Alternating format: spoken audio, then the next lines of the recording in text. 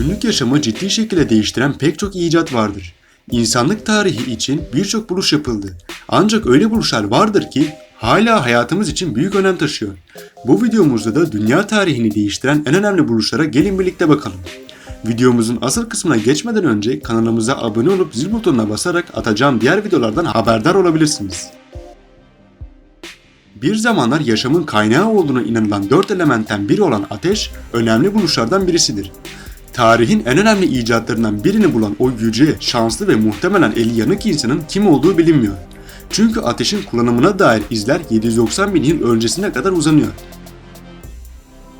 Modern dünyanın oluşmasında katkısı bulunan en önemli icatlardan biri tekerlektir. Tarihi kayıtlara göre tekerlek M.Ö. 3500 yılında Sümerler tarafından bulundu. Tekerleğin formunun bulunmasından çok hareketsiz bir nesnenin tekerleğe bağlanmasında zorlanıldı.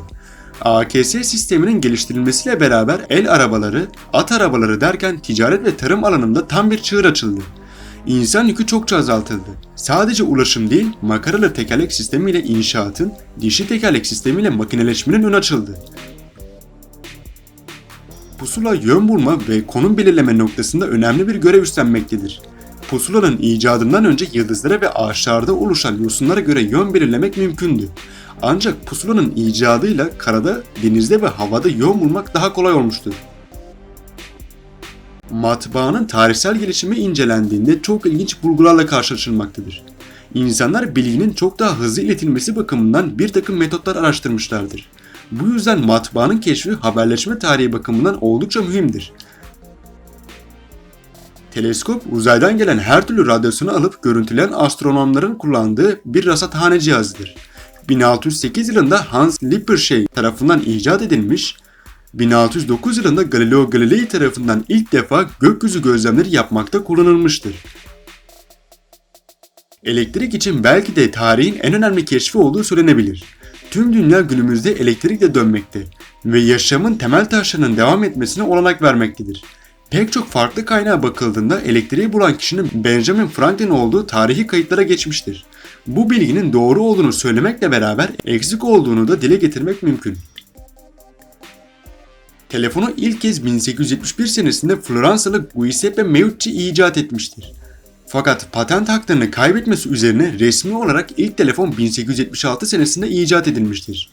Ayrıca Alexander Graham Bell icat edilen telefonla ilk konuşmayı yapan kişidir. 1875 senesinde yapılan araştırmalar sonucunda insan seslerinin veya diğer seslerin bir tel aracılığıyla iletilebilir olduğu keşfedildi. Aslında bu keşif tamamen tesadüfi bir şekilde olmuştur. Bay Watson rastlantıyla tellerle ilgilenirken sesler için iyi bir iletişim cihazı olduğunu keşfetmiştir. Alexander Graham Bell pek çok deneme yapmasına rağmen vazgeçmeyerek telefonu 1876 senesinde icat etmeyi başarmıştır.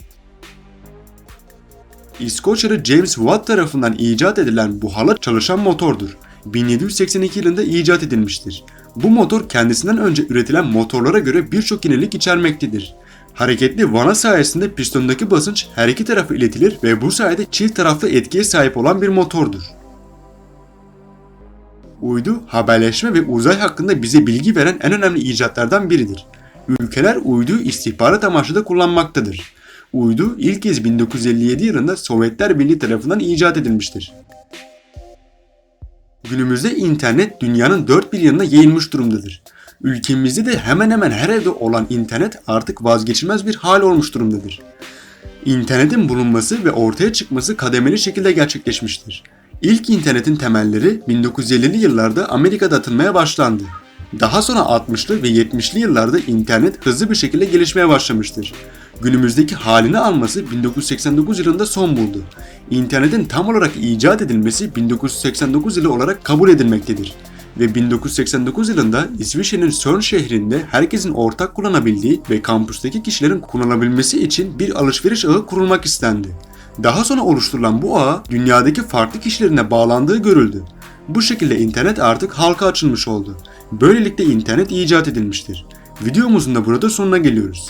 Eğer videomuzu beğendiyseniz beğeni butonuna basarsanız çok sevinirim. Bir başka videolarda görüşmek üzere. Hoşça kalın.